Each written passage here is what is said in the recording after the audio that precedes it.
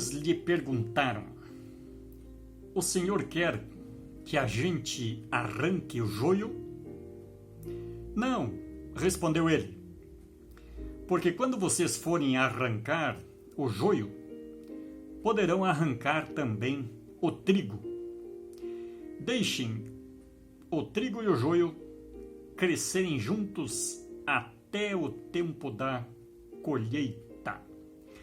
Mateus 13, a partir do versículo 24, a gente encontra aí esta parábola do trigo e do joio. Nós falamos do semeador na última semana e destacamos o fato de,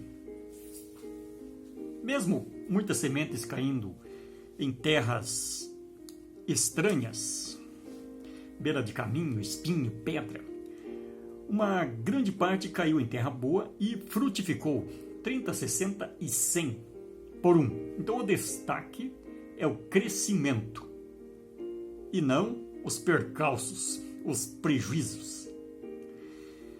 E essa é a visão do mundo com relação a nós, pecadores.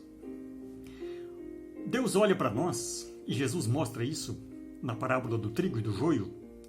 Está todo mundo junto. Não é eu e não é você que decide quem deve viver ou morrer, quem é bom e quem é ruim, quem vai para o céu e quem não vai, para quem eu vou e para quem eu não vou pregar o evangelho, quem eu quero dentro da minha igreja e quem eu não quero, quem eu vou respeitar e quem não vou, quem eu vou amar e quem eu não vou. Ame o teu inimigo. O teu inimigo, aqui na parábola, traz o grande e único verdadeiro inimigo, que é o diabo, que nos quer desviar, afastar, tirar das mãos de Deus, não fazer parte da colheita final. Então esse é o objetivo do diabo, e por isso Jesus alerta. Ele diz: você se acha semente boa, terreno bom, um que produz 30, 60, 100 por um, então você já está bem, já está garantido. O que você tem que fazer? Você tem que permanecer no mundo até o final, dar bom testemunho, dar bom exemplo, influenciar com a tua beleza e com os teus frutos, para atrair os olhares, os interesses, para que esses que estão atrapalhando não te atrapalhem. Porque o joio vai receber o adubo, a chuva, o sol, vai retirar nutrientes da terra, e esses nutrientes todos que ele retirar não vão produzir frutos dignos, aceitáveis. Então ele vai voltar a ser adubo, simplesmente. Mas se você é lavoura de Deus, semente eterna, um pé de trigo, você vai ser recolhido ao celeiro. Você tem vida eterna. E se você reparar uma lavoura nova, com trigo e com joio, você vai dizer: mas isso aí é tudo igual. Não tem diferença. Quem vai da igreja e quem não vai. Quem está no mundo e quem não está. Dá a impressão que tanto faz ser cristão ou não ser cristão. E aí Deus diz: o tempo vai passando e a vida de alguns vai mostrando uma diferença. E interessante isso. O sábio já observou para um jovem orgulhoso e arrogante que disse uma vez: eu não baixo a cabeça para ninguém. Eu sou mais eu. Eu me imponho.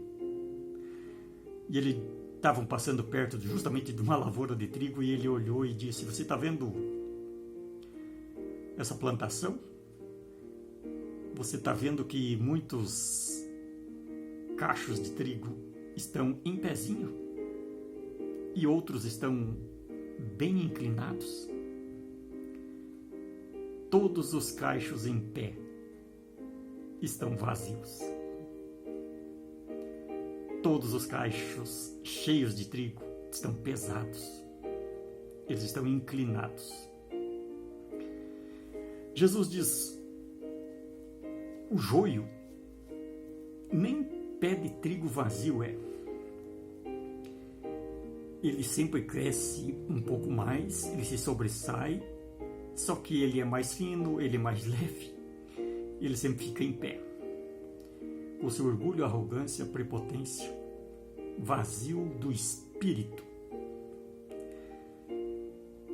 Por isso a Bíblia diz: enchei-vos do espírito. E é isso que Jesus está tentando fazer na parábola do trigo e do joio. Ele não está preocupado com o trigo que dá pão, com o joio que vira cinza. Ele diz na explicação: isso aí são pessoas. Isso aí são pessoas que têm o Espírito e que produzem frutos da fé, que praticam obras baseadas no arrependimento, na confissão, na contrição, na correção dos seus erros, na vida de testemunho de exemplo. E esses são os cheios do Espírito. Então, quando você olha para o lado, você vê outras pessoas. Pessoas que parecem como você. E algumas são, porque elas são trigo, cheio de força, vida e subsistência, cheios do Espírito. Então as suas obras mostram a grandeza de Deus. E outros são feno, palha. Mesma coisa a história dos 3 porquinhos.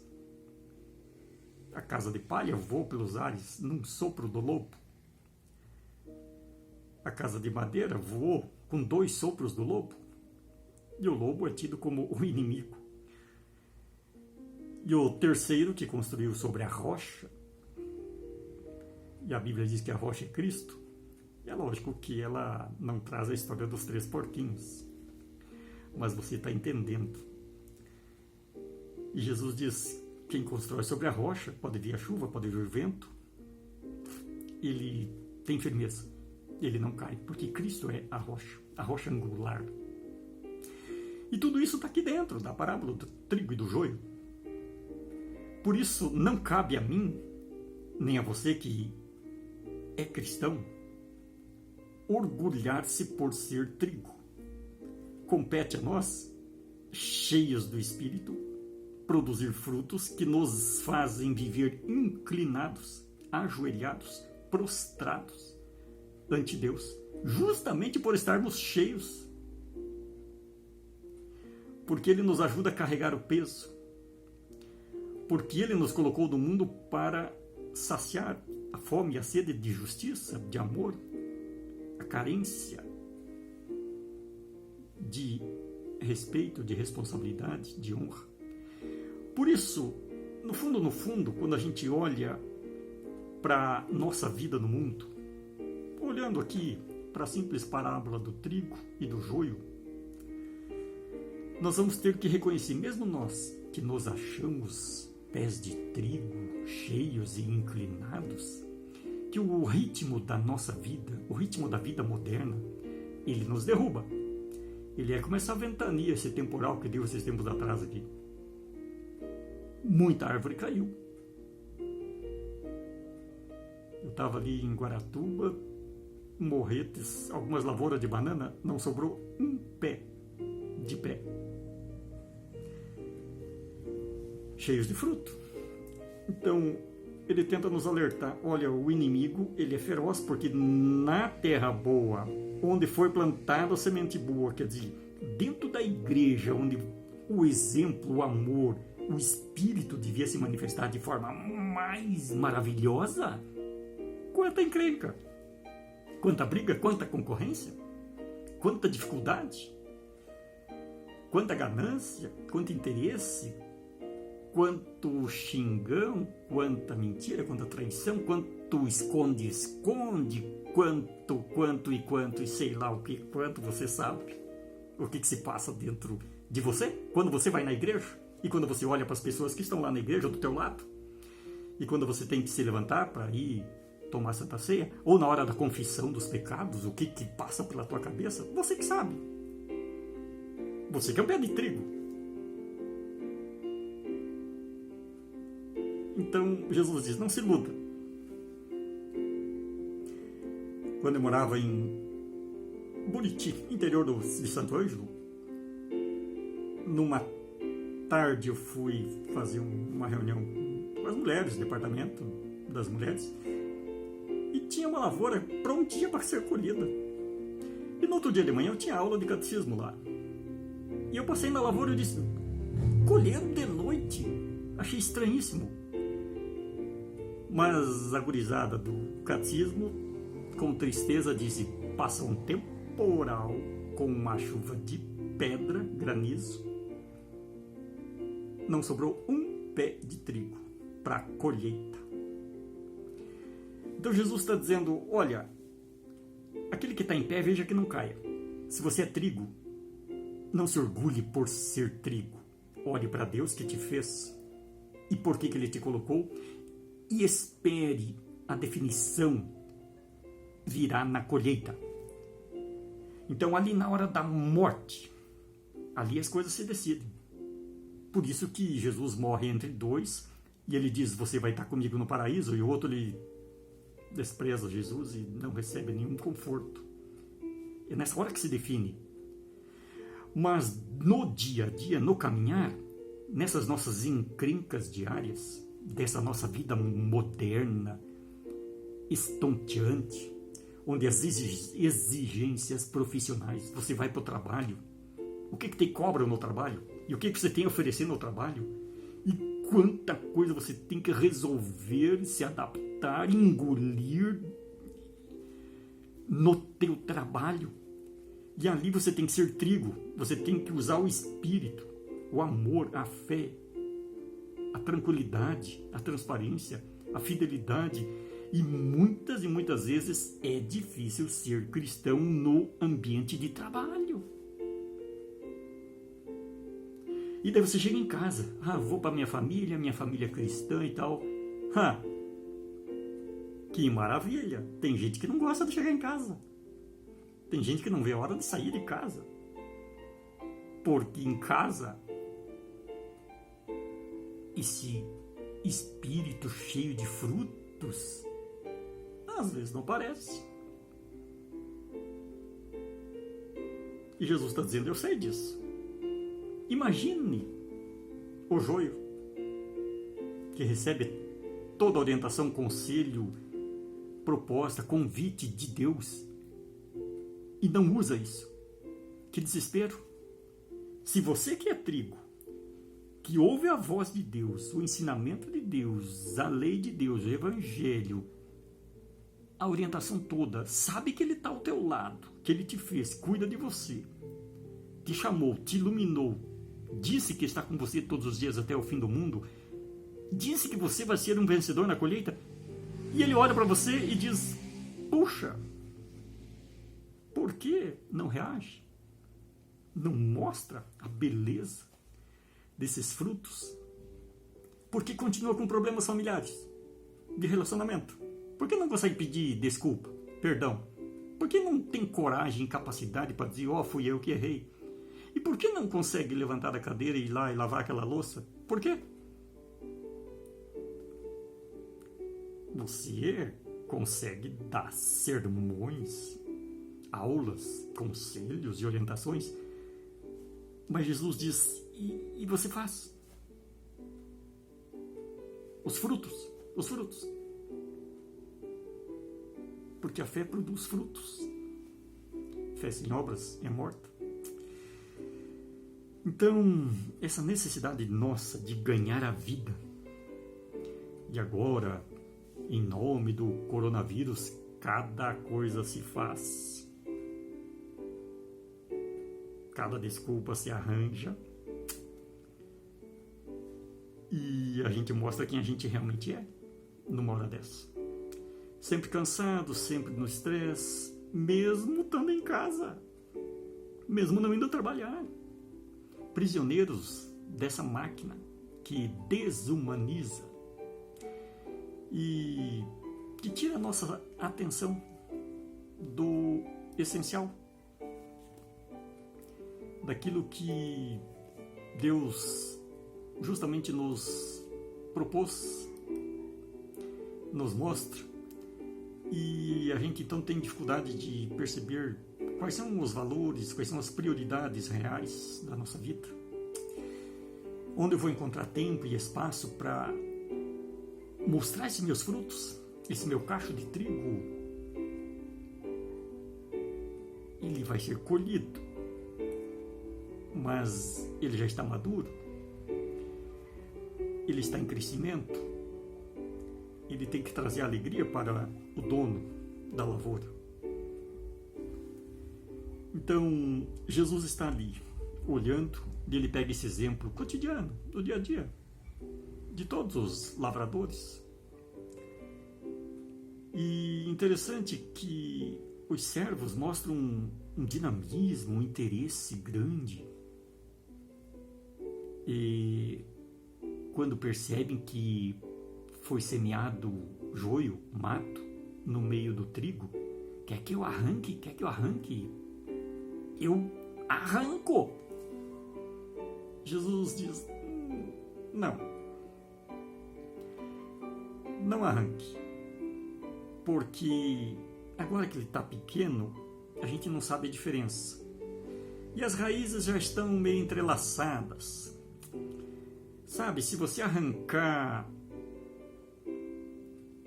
esse homem que está vindo na igreja simplesmente por obrigação, porque ele casou com uma mulher aqui da igreja, ou porque o filho dele toca na banda ali, ou porque o outro ali, o irmão dele, canta no coral, ou porque o parente dele ali faz parte da diretoria, ou ajuda nisso e naquilo, não provoque ele, deixe ele vir e escutar o evangelho, deixe ele vir e sentar conosco, deixe ele vir e sentir o nosso amor, o nosso respeito. Porque se você encher o saco dele e tocar ele da igreja, a esposa dele vai sair da igreja também. O filho dele, você vai perder muitos pés de trigo, porque as raízes estão entrelaçadas. Deixa junto. Vai que haja uma transformação e as coisas mudem.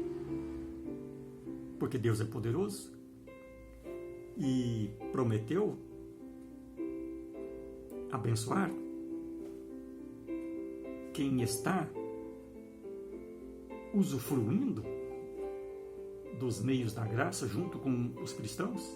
Então tenha um pouco mais de paciência, de consideração, tolerância para com os fracos na fé. E assim, exemplos, poderíamos dar muitos.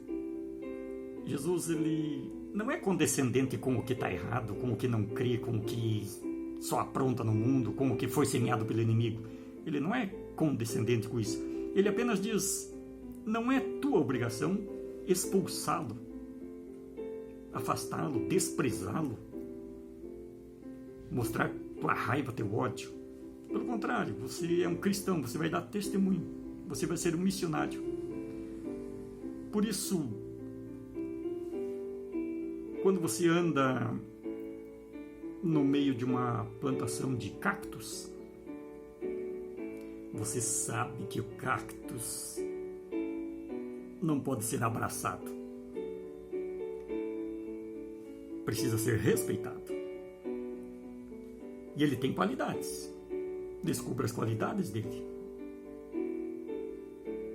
E você pode ver flores e frutos nele. Então, quando você faz missão como um pé de trigo, não olhe para o joio desprezando-o e nem queira forçar, abraçando-o como se fosse um pé de cactus, porque daí os espinhos vão machucar. Mas respeite e espere alguma flor, algum fruto. E mudanças podem acontecer, não porque eu e você somos os bons, os pés de trigo, não, mas porque Deus, o Senhor da lavoura, o dono da colheita, Ele sabe o que faz. Ele diz, tem tempo certo, deixa para mim. Eu vou mandar anjos buscar. E Ele também nos alerta em outros textos bíblicos que haverá surpresa. Ele diz, olha, algumas prostitutas vão entrar no céu e alguns líderes aí da igreja não. Alguns publicanos, cobradores de impostos, funcionários públicos que roubam no imposto, acontecerá coisas que vai mudar a vida deles e eles vão acabar entrando no céu. E alguns aí da igreja não. Então Jesus diz, não se preocupe tanto com o final lá, a lavoura. Se preocupe com você. Mantenha-se fiel até a morte. E você ganha a coroa da vida. Não te desvie, nem para a direita, nem para a esquerda. Não altere nada. Seja fiel. Você é um pé de trigo. Não tenha orgulho disso. Mas agradeça. Porque Deus te deu essa oportunidade. Mantenha inclinada a tua fronte, a tua cabeça, a tua vida, para que os teus serviços realmente sejam serviços de amor e que não se veja em mim e em você ódio contra o joio, vontade de arrancá-los na marra. E isso às vezes eu estranho quando vejo pessoas conhecidos da igreja irritados com pessoas de outras igrejas, desprezando, condenando os diferentes. Deixa que Deus resolve isso. Mostre amor, fé, consideração, e os frutos irão para o lugar certo. E a tua vida é um pé de trigo cheio de fruto, que o Senhor possa te colher e te levar para o seu celeiro eterno. Que assim seja, hoje e sempre. Amém.